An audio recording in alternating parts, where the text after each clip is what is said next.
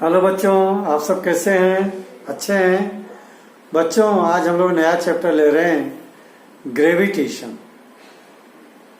Gravitation का part first आज हम लोग पढ़ेंगे।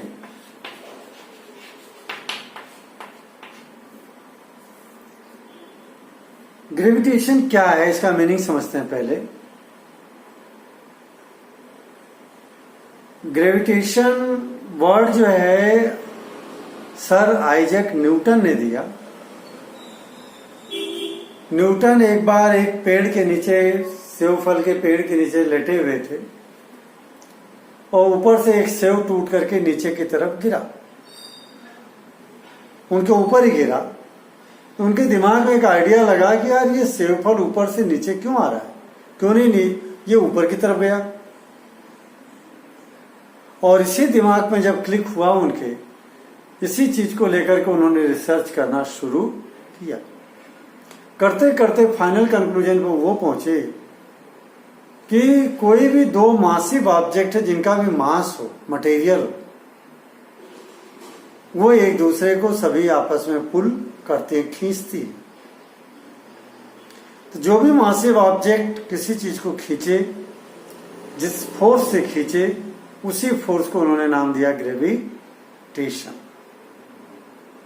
ग्रेविटेशन क्या हो गया? Force of attraction between two massive object.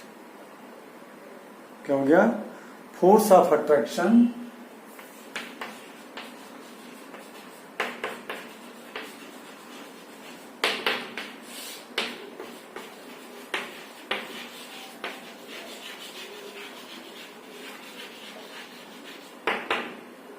force of attraction between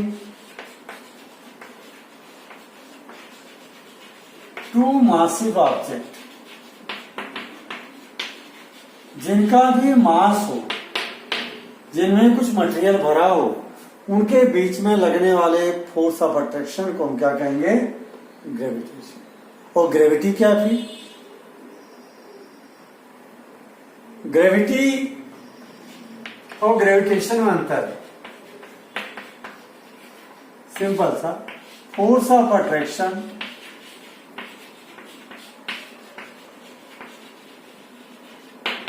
between the earth and any other object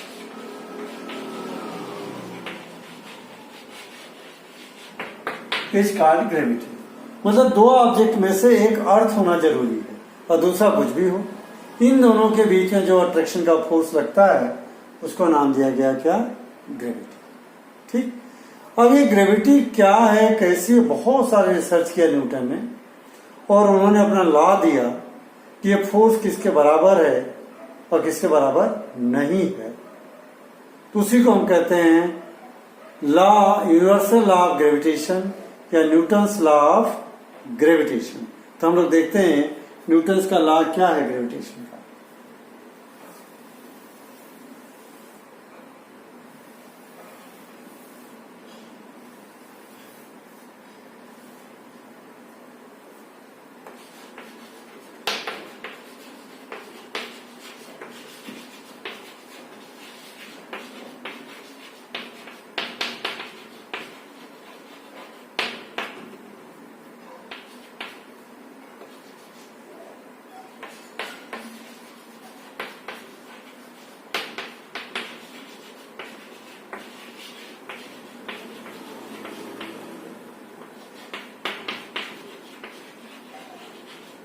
दोनों एक ही बात है। न्यूटन ने ये बात कही कि मान लो दो ऑब्जेक्ट हैं, ये ऑब्जेक्ट ए है और ये ऑब्जेक्ट बी है। दोनों का मास, मान लीजिए इसका मास m1 है, इसका मास m2 है। इन दोनों के बीच में लगने वाला जो अट्रैक्शन का फोर्स है, ये इसको अपने तरफ खींच रहा है और ये अपने तरफ इसको खींच रहा है। दोनों एक दूसरे को अपने तरफ खींच रहे हैं फोर्स F से। तो ये जो फोर्स F है इन दोनों के मास के प्रोडक्ट के directly proportional. Gravitation force is directly proportional to the product of mass between of the two object. यानी पहली बात ये कह रहा है number 1, force working between two massive object is directly proportional to the product of their masses। उनके masses का product यानी M1 M2 के प्रोडक्ट के डायरेक्टली प्रोपोर्शनल। तो F डायरेक्टली प्रोपोर्शनल के बच्चों हम लोग इस तरह का सिंबल यूज करते हैं। देखिए ये directly proportional M1 into M2 इन दोनों के प्रोडक्ट के डायरेक्टली प्रोपोर्शनल। इसका मतलब होता है ये बढ़ेंगे तो ये भी बढ़ेगा, ये घटेंगे तो ये भी घटेगा। पहला बात तो यही है। दूसरा उन्होंने कहा इन दोनों के सेंटर से जो इनके बीच की दूरी है, suppose this distance is d, कई बार r से भी रिप्रेजेंट करते हैं, हमारे एनसीईआरटी के बुक में d से रिप्रेजेंट किया है, इसलिए हम लोग d ले रहे हैं। ठीक, इन दोनों के बीच की दूरी के इनवर्सली स्क्वायर के इनवर्सली प्रोपोर्शनल, स्क्वायर के इनवर्सली प्रोपोर्शनल। इनवर्सली प्रोपोर्शनल का मतलब हो जाएगा इन दोनों के बीच की दूरी बढ़ाओगे तो फोर्स घटेगा और दूरी घटाओगे तो फोर्स बढ़ेगा। जरा उसको भी लिखते हैं law.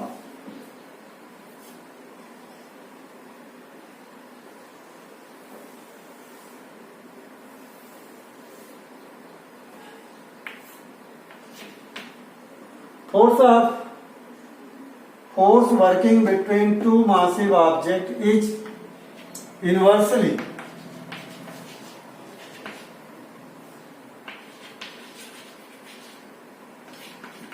proportional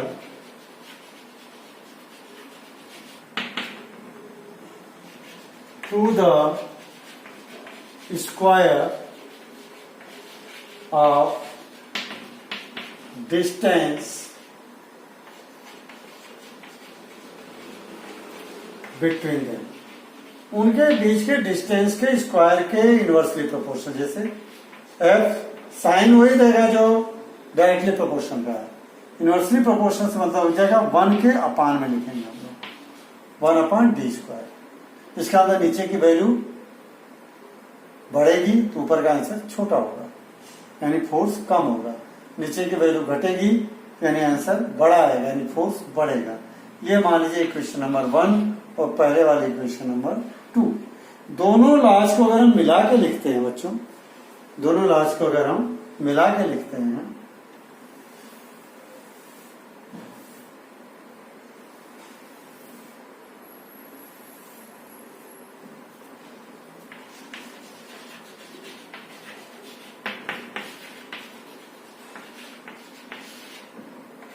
F directly proportional to M1 M2 upon d²। ये 1/d² था और ये M1 M2 था, दोनों को मिला के लिख दिया तो ऐसे मिल गया हमको। अब यहाँ प्रोपोर्शनल का साइन हमारे फिजिक्स में सुनो आप लोग, 9th में फर्स्ट टाइम आया हो। फिजिक्स में कब क्या नियम होता है, जब भी हम प्रोपोर्शनल का साइन हटाते हैं तो एक कांस्टेंट लाते हैं और इज इक्वल टू का साइन लाते हैं। अब ये प्रोपोर्शनल का साइन हटेगा तो इज इक्वल टू और एक कांस्टेंट हम लोग कैपिटल G लेंगे, M1 M2 अपॉन d²। ये फार्मूला आपको न्यूमेरिकल करने में काम में आएगा और यही फाइनल फार्मूला है। ठीक है बच्चों, यहाँ G को नाम दिया गया ग्रेविटेशनल कांस्टेंट। कैपिटल G क्या है? G is gravitational constant. ये ग्रेविटेशनल कांस्टेंट है। अब इसकी वैल्यू देखते हैं और किन ये किसी फैक्टर पे डिपेंड नहीं करता. It does not depends on any factor. It does not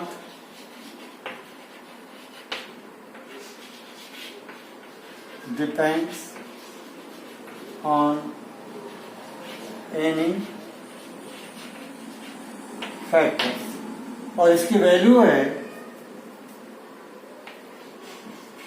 its value is 6.67 into 10 power minus 11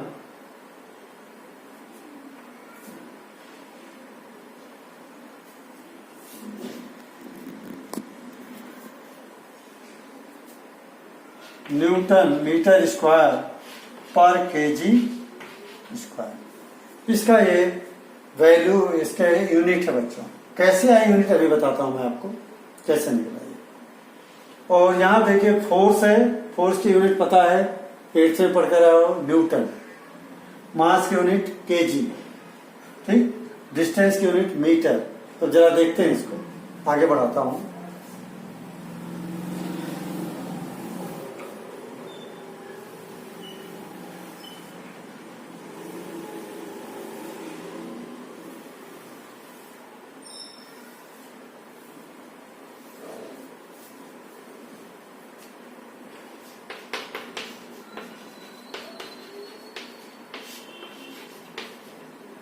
बच्चों ये हम लोगों का फार्मूला आया. अब इसमें अगर हम लोगों को फोर्स की यूनिट तो सीधा न्यूटन, फोर्स की यूनिट सीधा Newton.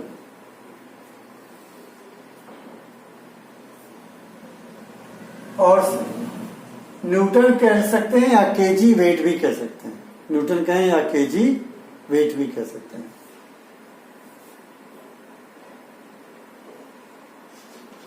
Unit of force is Newton. ठीक. और केजी वेट भी कहा जाता है. ठीक. कॉमन यूनिट है ये, ऐसा यूनिट है. दूसरा unit of mass is KG and distance is metre. ये तीनों की यूनिट होगी. अब बच्चों अगर मैं g की वैल्यू फाइंड करना चाहता हूं तो g इज इक्वल टू, जी को ये रन दो, इनको इधर भेजो, तो f अपान m1 m2 into D square. D को यहां भेज दिया, m1 m2 को नीचे ले आए, याद है.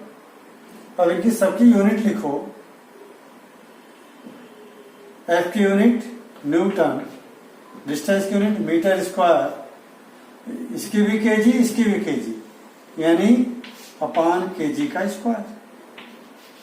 KG into KG, KG square, G is equal to. तो हम इसको ऐसे भी लिख सकते हैं, न्यूटन मीटर स्क्वायर पर केजी स्क्वायर. ये हो गए बच्चों कैपिटल जी की यूनिट.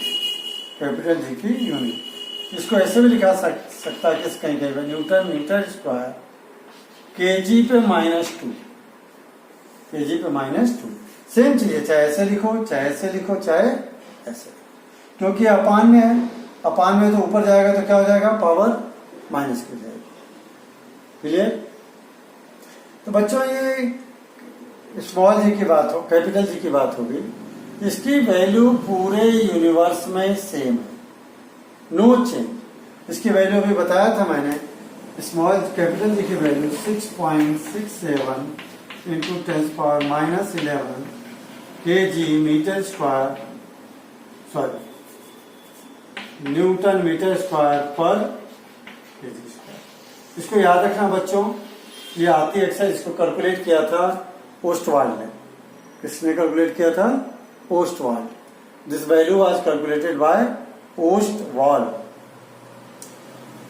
ये तो बात हो गई स्मॉल कैपिटल जी की.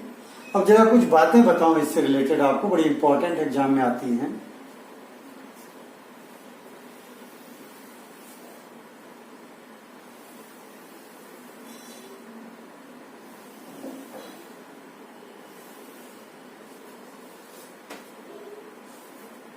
देखो, मास को अगर आप डबल करोगे, किसी एक मास को डबल करोगे तो फोर्स भी डबल हो जाएगा। दोनों मास को डबल कर दोगे तो फोर्स 4 गुना बढ़ जाएगा। ध्यान रखना, क्योंकि यहां भी 2 लिखोगे, m1 का 2m1 हो गया, m2 का भी 2m2 हो गया, तो 2 इंटू 2 4, यानी ये 4 गुना बढ़ गया।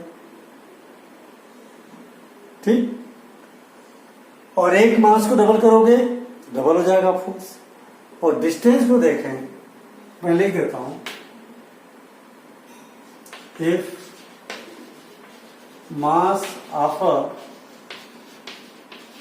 Body is doubled, force will also be double. Number 2, if mass of both object is doubled, then force will become 4 times, 4 गुना बढ़ जाएगा।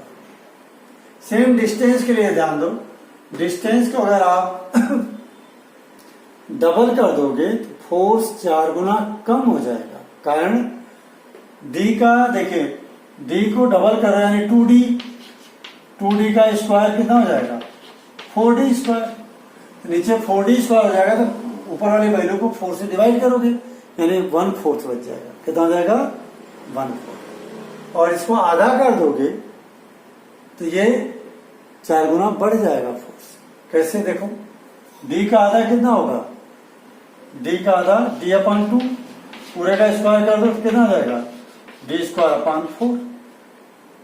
तो जब यहाँ d²/4 लिखोगे तो ऊपर ले जाओगे तो 4 ऊपर चला गया, ऊपर चला गया तो f की वैल्यू 4 गुना बढ़ जाएगी। इसको हम लिखते हैं बच्चों इस तरह से,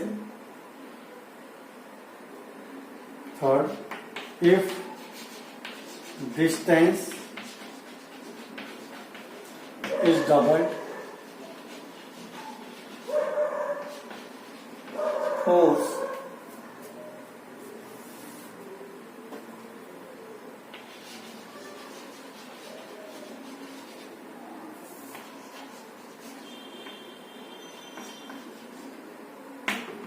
force decreases by 1/4।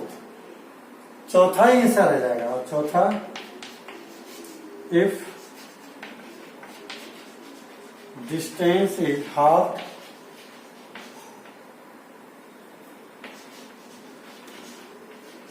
Then force increases. ये पूछा जाता है डिक्रीज होगा कि इंक्रीज होगा, तो आप क्या लिखोगे, इंक्रीजेज कितना बाय 4 टाइम्स, 4 गुना बढ़ जाएगा फोर्स अगर आप इसको हाफ करते हो, क्योंकि स्क्वायर लगा है। ठीक, ये चारों फैक्ट भी आपको ध्यान रखना है, अक्सर आता है एग्जाम में। अब एक लास्ट बात लेते हैं अपन, importance of universal law of gravitation.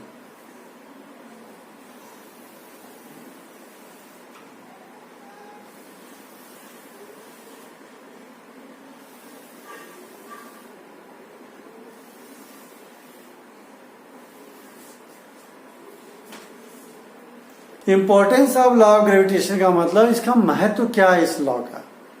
इसी लॉ के वजह से बच्चों, ग्रेविटेशन के वजह से ही, ग्रेविटेशन के चैप्टर्स के वजह से ही अगर देखोगे चैप्टर, ग्रेविटेशन का मतलब हो गया अट्रैक्शन का फोर्स। इसी के वजह से सन के चारों तरफ सारे प्लेनेट अपने अपने एक्सिस पे घूम रहे हैं। तो पहला पॉइंट लिख दो, importance of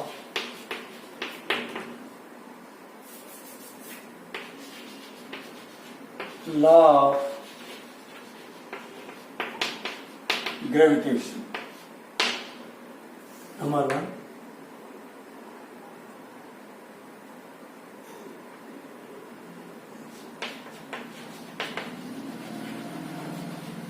enables to revolve planets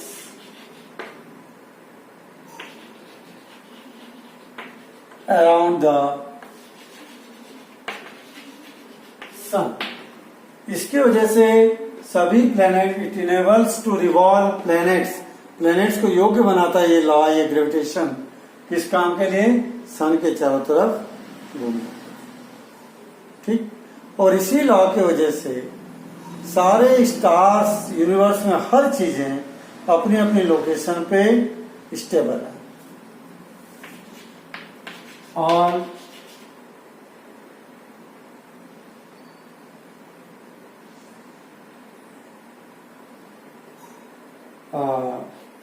body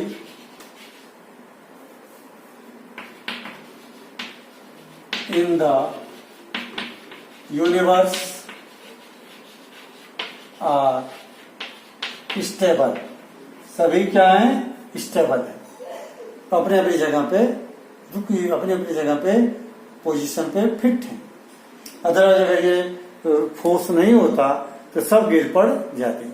बच्चों आप बहुत अच्छी बात बताएं आपको, अगर ये हमारे अर्थ का ग्रेविटेशनल फोर्स नहीं होता तो हमारे अर्थ की हवा हो सकता कोई दूसरा प्लेनेट खींच ले जाता या मून खींच ले जाता, पानी यहाँ का दूसरा खींच ले जाता। कोई ज्वार भाटा का नाम सुना होगा आपने, जब मून घूमते घूमते हमारे अर्थ के पास आता है तो हमारा समुद्र का पानी उठ करके मून के पास जाने लगता है, लेकिन चूंकि मून हमारे अर्थ का फोर्स ज्यादा है इसलिए वापस खींच लाता है। इसी को ज्वार भाटा बोलते हैं। High tides and low tides, पानी जब उठ करके मून की तरफ जाए that is the high tides, जब नीचे आए तो लो टाइड्स। ये high tides and low tides किसके वजह से है? ग्रेविटेशन की वजह से है। किसका ग्रेविटेशन? मून का। मून जब सन अर्थ के नजदीक आता है तो हमारे यहाँ के पानी को, हमारे यहाँ के हवा को अपनी तरफ खींचता है। ठीक है,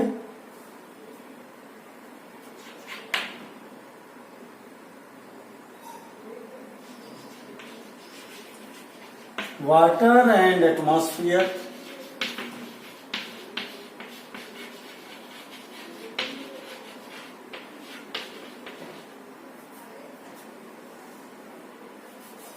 are being held by the earth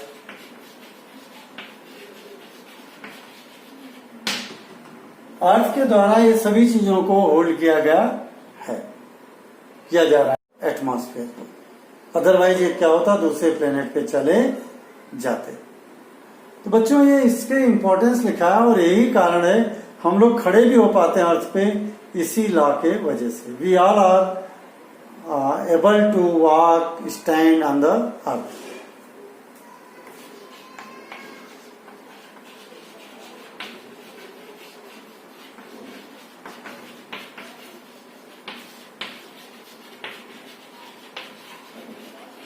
कहता है ना स्पेस में जाते हैं तो उड़ते हैं हवा में, क्यों? क्योंकि वहां पर ग्रेविटेशनल फोर्स है ही नहीं।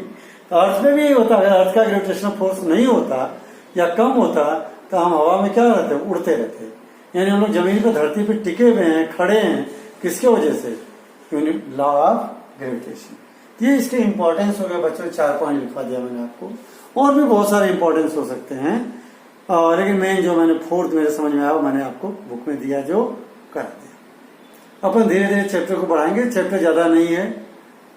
फ्लोटेशन का टॉपिक आपके कोर्स से अभी डिलीट हुआ कोरोना की वजह से, तो केवल 3-4 दिन का लेसन है।